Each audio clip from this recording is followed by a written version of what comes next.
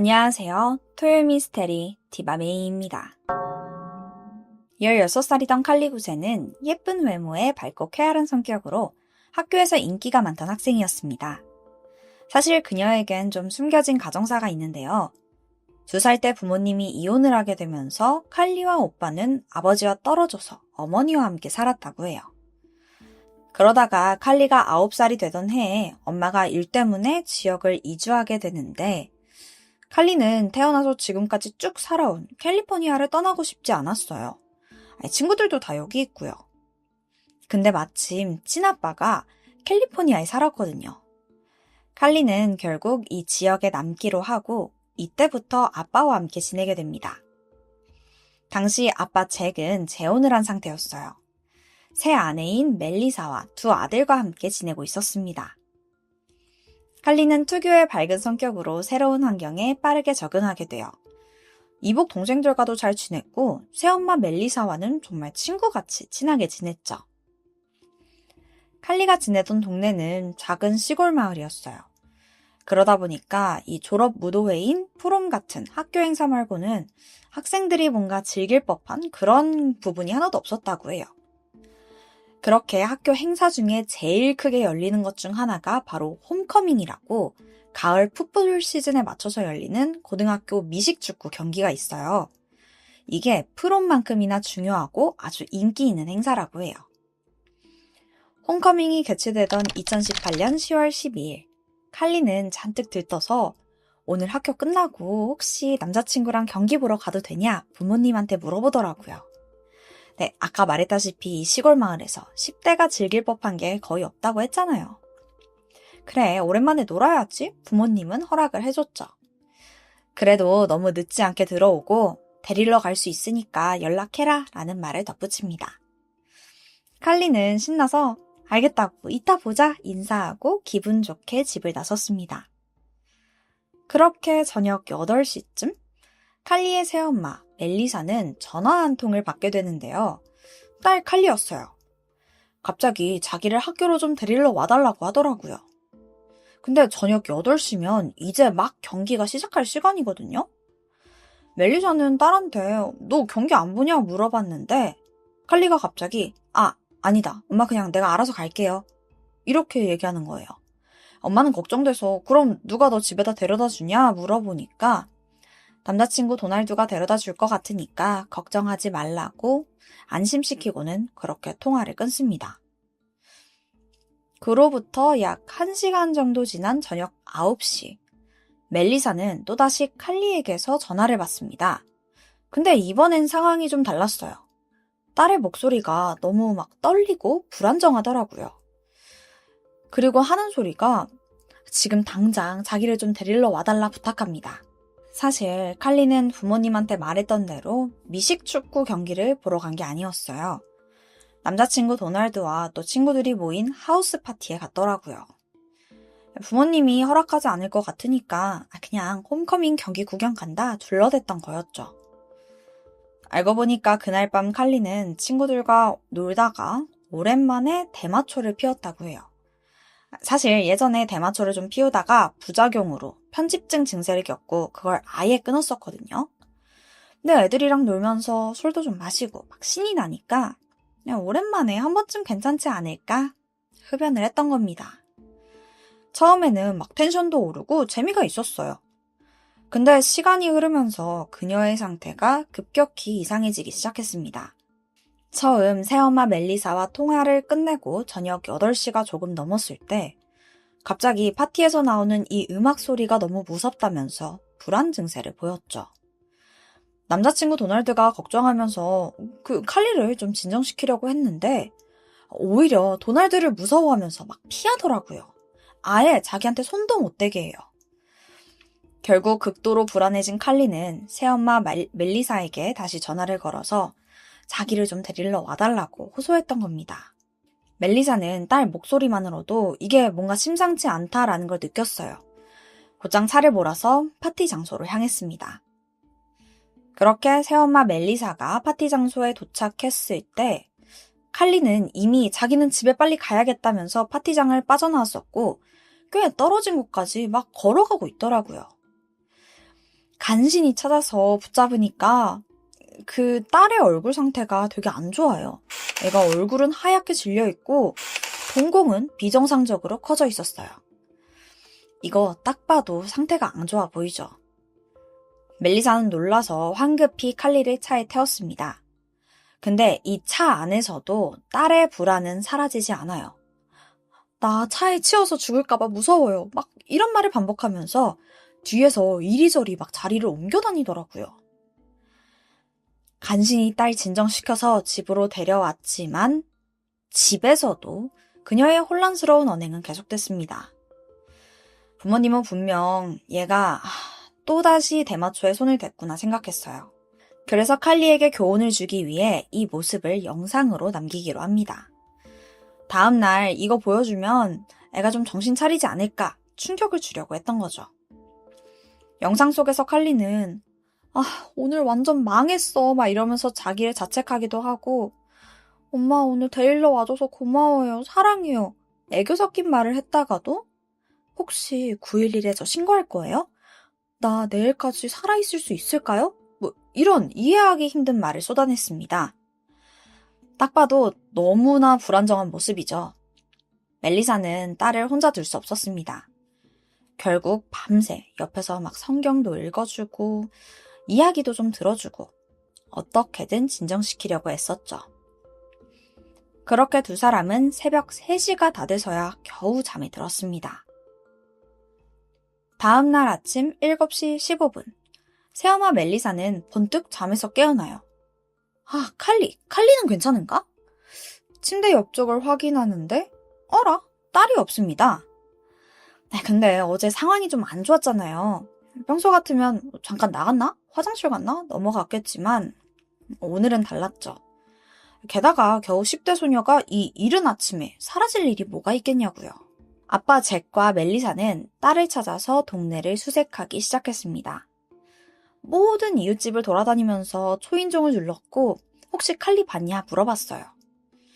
하지만 거의 2시간이 지나도록 딸의 흔적은 보이지 않습니다.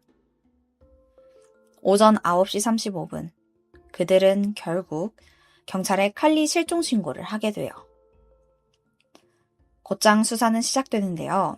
실종 당시 칼리의 상태까지 고려해서 아주 빠른 수색이 시작됐죠. 동네뿐만 아니라 주변 협곡과 산까지 수색견과 헬기를 동원해서 샅샅이 뒤져보지만 모두의 노력에도 그녀는 발견되지 않았어요.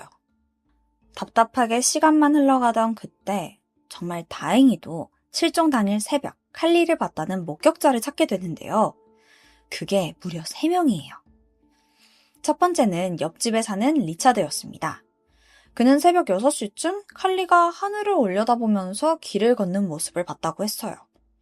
손에는 무슨 종이 한 장을 들고 있었다라는 증언도 남겼죠. 두 번째 목격자는 칼리 학교 교사인 케네스였습니다.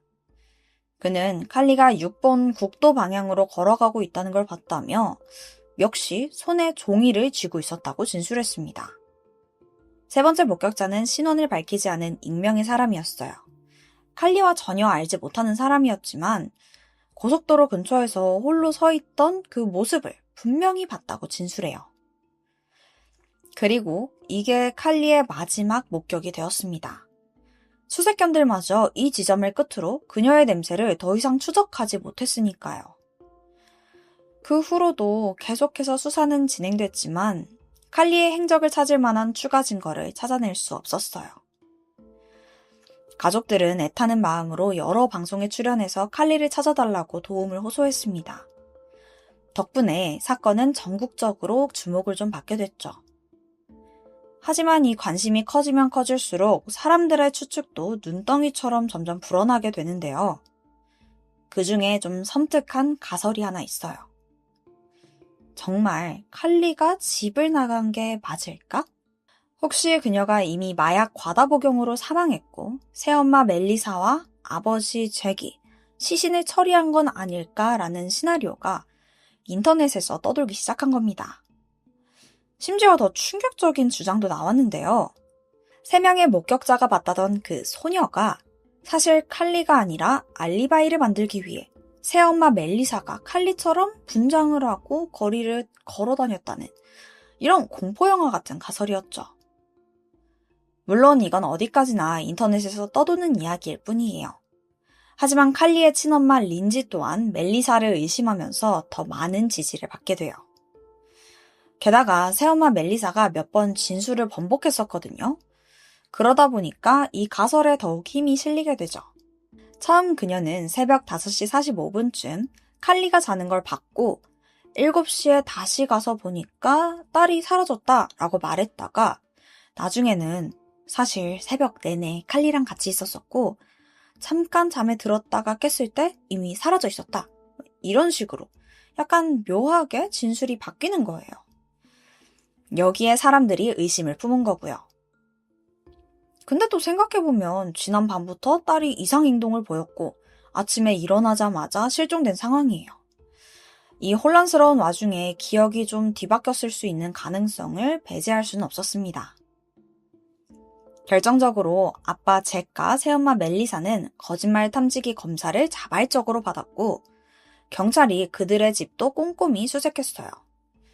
그 어디서도 범죄의 흔적은 발견되지 않았습니다. 거짓말 탐지기 역시 모두 통과했고요.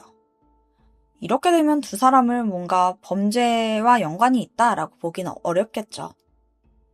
그렇다면 남은 가능성은 무엇일까요? 사람들은 크게 두 가지 시나리오를 말합니다. 첫째, 칼리가 스스로 집을 나와서 사막으로 걸어갔을 가능성입니다. 실종 당시 그녀의 옷차림은 흰색 티셔츠에 회색 운동복 바지 또는 청바지, 그리고 반스 운동화였죠.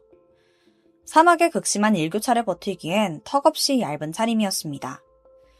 만약 길을 잃었다면 저체온증으로 쓰러졌을지도 모르고요. 하지만 대대적인 수색에도 사막 어디에서도 칼리의 흔적, 심지어 시신조차 발견되지 않았습니다. 자, 두 번째는 납치 가능성인데요.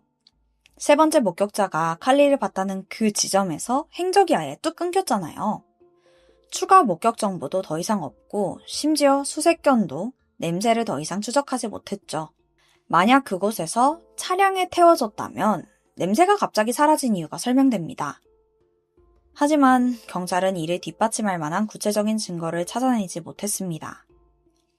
그렇게 칼리의 흔적은 또다시 영영 사라지는 듯해 보였죠. 그렇게 시간은 흘러서 무려 2년이 지나가 버려요. 모두가 포기하려던 그 순간 믿기 힘든 제보가 들어옵니다. 2021년 1월 한 남성이 네바다주에서 열린 파티에서 칼리를 봤다라고 제보를 해요. 근데 이 네바다주가 칼리가 살던 캘리포니아에서 무려 160km 이상 떨어진 사막 한가운데에 있는 작은 도시거든요. 시골 마을에서 혼자 증발하듯 사라진 10대 소녀가 전혀 연관성도 없는 다른 지역에서 목격됐다? 이 사실은 정말 충격적이죠. 근데 아까 말했다시피 칼리가 납치된 것으로 보이는 정황 증거들이 다 있었잖아요. 경찰은 납치설에 집중을 하고 관련 수사를 더 진행하게 되는데요.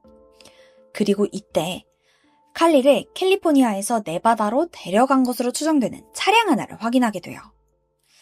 하지만 이 차에 대해서 뭔가 번호판이나 차종 같은 구체적인 정보는 공개되진 않았습니다. 그도 그럴 게 끝내 결정적인 증거를 발견하지 못했고 칼리 실종과 해당 차량과의 연관성을 제대로 밝혀내지 못했거든요. 그러니까 굳이 공개를 하지 않았던 겁니다. 게다가 네바다주에서 칼리 목격 제보를 했던 그 남성이 약물 중독 치료를 받던 환자였다라는 사실이 밝혀지면서 해당 목격담은 신빙성이 떨어진다고 치부돼버리죠. 이후로 추가 단서를 발견하지 못하면서 또 이것마저 흐지부지 흘러가게 됩니다. 새엄마 멜리사는 칼리가 단순히 대마초가 아니라 LSD나 그 이상의 강한 약물에 취했을 가능성을 언급했습니다. 여기서 LSD는 흔히 루시드라고도 불리는 아주 강력한 환각제로 정말 적은 양만 복용해도 환각, 환청, 그리고 편집증까지 다양한 증상을 일으킵니다. 짧게는 8시간부터 길게는 하루까지도 그 효과가 진행되죠. 한국과 미국을 포함한 대부분의 나라에서 불법 마약으로 분류되어 있는 아주 위험한 약물이라고 해요. 실제로 실종 직전에 칼리가 남자친구 도널드에게 보낸 마지막 메시지를 보면 우리가 피웠던 대마에 뭐 섞여 있었어? 이렇게 물어보더라고요. 만약 칼리가 강한 환각제에 취해 있었다면 모든 게 다 설명됩니다. 혼란스러웠던 그녀의 상태가 어느 정도 이해가 가죠.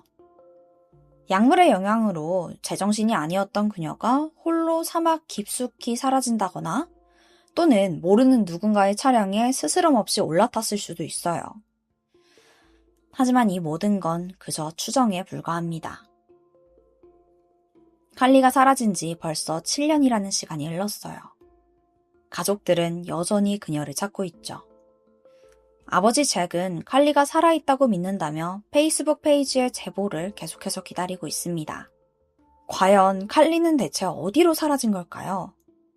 그리고 마지막 목격자들이 봤던 그 손에 쥐고 있던 흰 종이, 그건 대체 뭐냐고요? 언젠간 칼리가 다시 가족들을 만나게 되는 그날이 오길 바랍니다. 지금까지 토요미스테리 디바메이였습니다. 안녕, 토요미스테리 디바메이야. 오늘 사건도 빠르게 시작해볼게. 레이첼 돌톤도는 23살이던 2008년 처음으로 선생님이 됐어. 작은 시골 도시이던 알리퀴파시에 있는 초등학교 2, 3학년 통합반 보조교사로 시작을 했지. 레이첼은 좋은 딸이자 좋은 선생님이었어. 함께 살던 부모님이랑도 사이가 되게 좋았었고 특히 엄마, 리사하고는 거의 친구 같은 관계였대. 학교에서도 인기가 되게 많았는데 진심으로 아이들을 사랑했고 학생들도 그 마음을 잘 알아서 선생님 되게 좋아했다고 해. 말 잘 안 듣는 그런 금쪽이들 레이첼 쌤한테 데려가면 다 해결된다 라고 할 정도로 아이들이 잘 따랐었지. 그녀가 선생님이 된 지 2년차 2010년에 남자친구도 생기게 되는데 그는 지역에서 사업을 하던 프랭크 카트로파. 예쁜 사랑을 이어가다가 5주년 기념으로 파리 여행 가거든? 거기서 남자친구 프랭크가 아주 멋지게 청혼을 했고 둘은 바로 약혼을 하게 돼. 여행에서 돌아와서 이 커플은 되게 설레는 마음으로 예식장 알아보고 또 웨딩드레스도 주문하고 두근두근 하면서 결혼 준비를 하고 있었지. 너무너무 예쁜 커플이었어. 그런데 그때 무슨 이유에서였는지 갑자기 프랭크가 혼전 계약서를 작성하자고 하더라고. 그 내용에 대해서는 뭐 알려진 바가 없지만 그 일로 인해서 결혼 준비가 점점 미뤄지게 돼. 그래서 애매하게 멈춰있던 상황이었지. 그러던 2016년 2월 6일 와킨슨 경사가 야간 순찰을 돌고 있었는데 새벽 한 2시쯤 수상한 차 한 대를 발견하게 돼. 이게 꽤나 늦은 시간이잖아. 근데 문 닫은 지 오래된 폐병원 앞에 웬 차가 한 대 세워져 있더라고. 시동은 꺼져 있고 창문엔 김이 잔뜩 서려 있고. 저기요, 거기 안에 누구 계세요? 검문하려고 창문을 두들겼지. 그 안에 있던 건 레이첼! 그리고 옆자리엔 10대 정도로 보이는 남학생이 타 있어. 뭐야? 이 학생은 동네에 풋볼 유망주던 셸던 제더. 사실 이 동네가 철강 사업이 엄청 잘 되면서 되게 번영했었거든? 근데 지금은 뭐 유지되지는 못하고 일자리도 별로 없는 그냥 소박한 시골 동네로 변했었어. 근데 단 하나 유명한 분야가 하나 있었는데 그게 바로 고등학교 풋볼팀. 실력도 좋고 성적도 좋아서 스타 플레이어도 많이 배출할 정도야. 그 중에서도 완전 유망주, 진짜 실력파로 유명했던 선수가 바로 셸던이었었고. 그리고 그는 레이첼의 옛 제자이기도 했었어. 초등학교 때부터 그녀를 되게 잘 따르던 학생이었대. 근데 이 늦은 시간에 인적이 드문 폐병원에서 선생님과 10대 남학생이 왜 같이 있어? 이게 좀 미심쩍잖아. 이때 레이첼이 말하길 그냥 셸던이 요즘에 뭐 고민이 있다 얘기 좀 들어달라고 해서 잠깐 대화만 나누고 있었었대. 근데 알지, 이 동네가 되게 작은 시골 동네인 거. 그래서 주민들끼리 그냥 건너 다 아는 사이였거든. 순찰 돌던 와킨스 경사도 레이첼이랑 아는 사이였어. 자기 딸 로렌의 선생님이기도 했었었고. 게다가 약혼자 프랭크랑도 친하게 지내던 사이였던 거야. 그렇게 친분이 있다 보니까 일단 시간도 늦었고 학생 집에 데려다주고 그냥 귀가 좋지 해라 라고 그냥 넘어가 주게 돼. 근데 레이첼이 경찰서로 돌아가려던 경찰을 붙잡고 이야기를 하는데 진짜 아무 일도 없었다. 근데 혹시라도 자기 약혼자가 알면 오해할 수도 있으니까 프랭크한테는 꼭 비밀로 해달라고 막 사정사정 하더라고. 그래서 와킨슨 경사는 일단 알았다 하고 별다른 조치 없이 일을 마무리했어. 그 일이 있고 한 일주일 정도 지난 2월 14일 발렌타인데이야. 사실 미국 발렌타인데이가 진짜 큰 기념일 중에 하나거든. 커플이라면 로맨틱하게 보내야 돼. 꼭 데이트도 해야 되고. 레이첼이랑 프랭크 커플도 마찬가지로 데이트했지. 근데 이 커플만 분위기가 좀 이상한 거야. 알고 보니까 프랭크가 요전에 있던 그 레이첼하고 셸던 사건, 그걸 대충 들었나 봐. 물론 그 일이 시발점인지는 정확하진 않지만 결국 그날 둘은 헤어지게 돼. 레이첼이 약혼 반지를 돌려주면서 이별을 말하더라고. 그렇게 둘의 연인 관계는 끝이 났지만 둘은 친구로 남기로 했었고 종종 안부 인사 정도는 주고받았었대. 그리고 그해 10월 레이첼 인생에 아주 큰 사건이 하나 벌어지는데 그건 교육청에 도착한 익명의 메일에서부터 시작돼. 사실 교육청뿐만 아니라 지역 방송국부터 학교들에도 다 전송이 됐는데 그 메일의 내용이 충격적이야. 바로 레이첼과 전 제자 셸던이 미래를 즐기는 사이라는 거야. 그 메일에는 2월 6일 둘이 새벽까지 폐병원 앞에 있었던 일과 레이첼의 인적사항까지 전부 적혀 있는 거야. 사회보장번호, 생년월일, 전화번호, 심지어 집 주소까지. 그리고 이건 교육청에서 감사를 해야 되는 부분 아니냐? 미성년자랑 심지어 전 제자였던 아이랑 부적절한 관계를 맺은 정황이 확실함에도 불구하고 경찰이 이걸 그냥 덮었으며 수사는커녕 제대로 된 보고조차 올리지 않았다고 폭로를 하더라고. 이 일은 그제서야 지역사회에서 큰 관심을 받게 됐어. 11월 6일 결국 레이첼은 교육부 감사를 받게 됐고 교사 직무도 임시 정식 처리돼. 한 달 뒤에는 지역 방송국에서 레이첼의 미래부터 유출된 경찰의 문서까지 그 경위에 대해서 심층적으로 다루기도 했었어. 사실 이때까지는 누가 그 메일을 보냈는지 정확히 밝혀지진 않아. 어쨌든 이 상황에서 제일 큰일 난 건 레이첼이잖아. 사실 이 일이 공론화되고 미성년자 제자와 부적절한 관계를 맺는 최악의 선생님이라는 꼬리표가 달리기도 했어. 하지만 그녀는 자기는 진짜 억울하다면서 많이 힘들어했다고 해. 심지어 동네가 되게 작고 서로 다 알고 지내는 분위기다 보니까 소문도 빠르고 말도 좀 많았던 거야. 그래서 더더욱 좀 정신적으로 많이 힘들어 했었었고 이 억울함 풀려고 막 지역 방송에 나와서 교육부 감사와 경찰 조사에 자기는 성실히 협조하고 있다면서 자신은 정말 제자랑 그런 일이 없다 억울함을 토로했지. 심지어 살해 협박을 받고 있다면서 두려움을 호소하기도 했었었고. 그리고 이 방송이 송출된 지 얼마 되지 않아서 그녀는 살해당하고 말아. 2018년 5월 13일 저녁 레이첼은 그날 와킨스 경사의 딸이자 전 제자인 로렌과 만나게 돼. 아이스크림을 먹으러 간다고 하는데 가는 길에 셸던의 동생 타이리도 함께 했다고 해. 로렌하고 타이리하고 친구 사이였었거든. 그렇게 다 같이 시간을 좀 보내다가 한 밤 10시쯤 헤어졌어. 레이첼은 집으로 돌아갔지. 자기 차 몰아서 부모님과 함께 사는 그 집으로 갔다고 해. 도착해서 주차하고 들어가려는데 현관 쪽에서 의문의 괴한이 다가와서 그녀에게 총격을 가하기 시작해. 무방비 상태이던 그녀는 그대로 총을 맞을 수밖에 없었었고 그렇게 사망하고 말아. 그녀는 무려 10발 넘게 총에 맞아 그 자리에서 즉사한 걸로 보였지. 이 사건 의심스러운 사람이 너무 많아. 우선 레이첼이 살해 협박받게 된 건 모두 그 익명의 메일 때문이었잖아. 여전히 그걸 보낸 사람이 누구인지 명확하게 밝혀지지 않았는데 그 의심스러운 사람이 한 명 있기는 해. 메일이 전송되기 며칠 전에 레이첼의 전 약혼자 프랭크가 경찰서에 다녀갔던 거야. 그리고 문서 하나를 열람 요청했는데 그게 바로 레이첼과 셸던 관련했던 그 2월 6일 사건에 대한 문서였던 거지. 사실 경찰서에서 일반 시민이 이런 문서를 쉽게 보는 게 말이 안 되거든? 근데 프랭크는 무려 그 서장이랑 아는 사이였던 거야. 결국 친분으로 정식 절차 없이 아주 손쉽게 사본을 얻게 됐고, 그걸 본 프랭크는 얼굴이 시뻘개져서 잔뜩 화가 난 채 경찰서로 나갔다고 해. 그날 경찰서에 있었던 사람들은 아마도 그 레이첼 일이 공론화된 거는 프랭크가 그런 게 아닐까라고 추정했다고 해.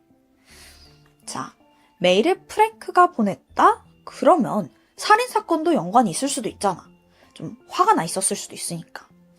그래서 조사가 진행됐는데, 봐봐. 그 약혼녀가 10대 소년과 바람을 피웠다고 오해했고, 그 사실을 자존심 센 사업가로서 참기 힘들었을 거라고 추정돼.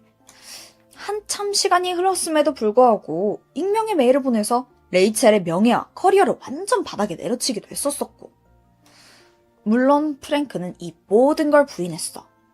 경찰 조사에서는 그가 사건에 연루됐다는 그 어떤 단서도 확인되지 않았고, 오히려 그는 한 방송사의 인터뷰에서 이건 정말 슬픈 일이에요.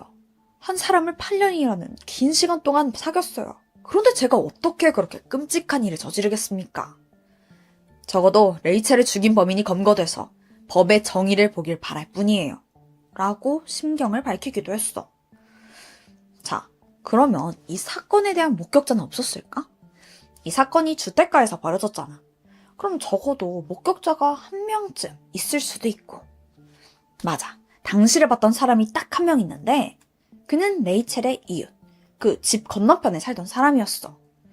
그날 저녁 잠깐 테라스에 나와서 담배를 좀 피려고 하는데 총소리가 들린 거야. 깜짝 놀라서 조심스럽게 그 소리가 난 방향으로 가봤지. 그리고 그 밖에는 쓰러진 레이첼이 보였어. 하지만 그녀 말고는 아무도 보이질 않는 거야. 아무래도 범인이 그 집 사이로 숨어서 도주한 걸로 보인다고 진술했어. 근데 이때 밝혀진 사실.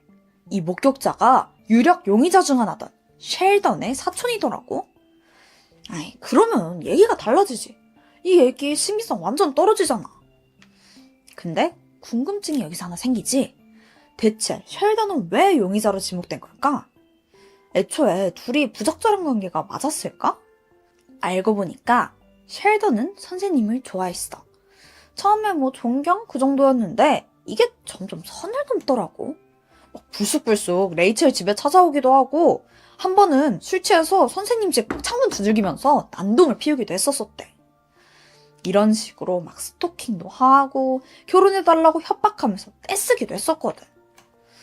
그래서 레이첼의 엄마 리사는 딸의 사망에 셸던이 분명히 연관되어 있을 거라고 생각했어. 셸던 때문에 딸이 굉장히 힘들었었고 절대로 둘이 사귄다거나 미래를 즐기던 사이가 아니라고 주장했지. 그런 리사의 주장에 경찰은 셸던의 집에 찾아가 보게 돼. 셸던은 자기가 좋아하던 선생님의 사망 소식에도 별다른 감정의 동요를 보이지 않더라고. 사실 이거부터 수상하지. 그래서 그의 폰을 압수했고 전화 기록부터 GPS까지 전부 확인해봤다? 근데 그날 그 타일이 기억나? 셸던의 동생이라고 했었잖아. 그리고 레이첼이 사망한 당일에 마지막까지 함께 있기도 했었었고. 근데 그날 셸던이랑 같이 연락했던 기록이 남아있더라고. 자, 둘이 연락했던 내용은 레이첼이랑 지금 어디 갔고 우리 뭐 했고 상세히 다 알려주고 있었어. 그리고 그들이 마지막 연락을 한 건 밤 10시 반쯤. 타이리가 보낸 우리 이제 이동한다. 그리고 셸던이 나도 출발해. 이 메시지가 마지막이더라고. 이 메시지들 너무 수상하지. 이 시간이면 헤어지고 레이첼이 집으로 돌아가던 시간쯤이거든. 이게 정황상 분명 사건이랑 연관이 있어 보이잖아. 하지만 이런 문자 기록 정도는 그녀를 살해했다는 그 기록이 증거가 될 순 없었어. 그럼 자기가 용의자가 됐을 때 셸던의 반응은 어땠을까? 셸던과 가족들 모두 도대체 왜 자기가 용의자로 지목된 건지 모르겠다고 하더라고. 그리고 사건 당일 아들이 집에 있는 걸 똑똑히 봤대. 아무 증거 없이 어린 학생을 범인으로 본다면서 오히려 경찰을 비난하는 거야. 그리고 덧붙이는 말이 좀 어이가 없는데 셸던과 레이첼, 둘이 연인 관계가 맞았다더라고. 아니, 피해자랑 이렇게 진술이 엇갈리는데 대체 누구 말이 맞는 걸까? 근데 이때 의심스러운 사람이 한 명 더 나와.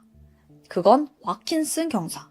이 사람이 자기 비번 날인데도 레이첼 사건 현장에 와서는 막 들락날락거리면서 현장을 훼손시켰다는 거야. 이 일에 대해서 왜 그랬냐고 물어봤지? 근데 경사 말에 따르면 아니 자기는 레이첼을 아끼는 마음에서 혹시라도 도움이 될까 싶어서 이렇게 왔던 거지. 절대 현장을 훼손시킬 생각도 없었다라고 하더라고. 근데 생각해보면 레이첼 사망 당일 와킨스 딸이랑 만났잖아. 그렇다 보니까 어떻게든 이 사건이랑 좀 연관이 있지 않을까라고 판단이 됐고 우선 경찰 업무에서 배제시키게 돼. 경사와 사건의 연관성을 쌓기 위해서 그의 아내, 딸, 또 레이첼과의 관계에 대해서도 수사를 진행했고 소셜미디어, 사진 앨범, 그리고 전화 기록까지 전부 조사해봤지만 이렇다 할 연결점이 안 나오더라고. 결국 와킨스도 혐의가 없다고 판단됐어. 그렇게 사건은 또다시 미궁으로 빠지는 것 같았지. 그러던 5월 17일 또 다른 용의자가 나오는데 그는 바로 셸던의 이복형 31살이던 라샨이야. 조사 과정에서 레이첼이 파혼 후에 그와 6개월간 만났다는 사실이 밝혀졌거든. 핸드폰과 알리바이까지 그래서 전부 조사해봤지? 하지만 그의 행적에는 별다른 함의점이 보이지를 않아. 결국 경찰의 수사선상에서 제외돼. 2번의 압수수색에도 불구하고 경찰은 총이나 탄약, 사건에 관련한 그 어떤 증거나 단서도 그에게서 찾지 못했거든. 그 압수수색하는 김에 그 셸던의 옷도 싹 확인해봤다? 근데 어디에서도 혈흔이나 화학 흔적은 나오질 않아. 근데 사실 이미 사건이 벌어진 지 좀 시간이 많이 지난 후잖아. 사건 때 입었던 옷을 버리거나 다 깨끗이 빨아버렸으면 그 단서가 안 남는 건 당연한 거 아닌가? 물론 진짜로 둘 다 사건과 연관이 없었을 수는 있긴 하지만 어쨌든 이렇게 여러 명의 용의자를 대상으로 수사를 계속 이어갔지만 당초에 진척이 없는 거야. 그렇게 시간은 훌쩍 지나서 2020년 5월 셸던이 경찰에 체포돼. 드디어 레이첼 사건이 해결된 건가 싶었거든? 아니, 체포된 혐의는 다른 혐의였어. 사건이 발생하고 2년이 지나서 2020년 셸던 집 앞에서 티릭이라는 청년이 총에 맞아 사망하는 사건이 벌어져. 총에 여러 발 맞은 걸로 확인됐었고. 근데 그는 셸던의 룸메이트더라고. 경찰은 곧장 CCTV를 확인했고 그 안에는 자신의 룸메이트를 살해하는 셸던의 모습이 고스란히 찍혀 있었어. 그는 살해 혐의로 긴급 체포돼. 이어진 압수수색을 통해서 그 침대에서 범행에 사용된 걸로 추정되는 총이 발견됐지.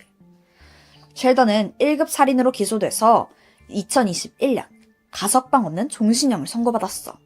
이때 경찰은 범행 방식이 레이첼 사건과 유사하다고 판단했어. 실제로 레이첼이 사망 전 아이스크림을 먹으러 갔었잖아? 물론 셸던과 함께 간 건 아니었지만 그의 동생과 함께 갔었지? 티릭도 마찬가지로 사망 전 아이스크림 가게에 갔던 게 확인돼.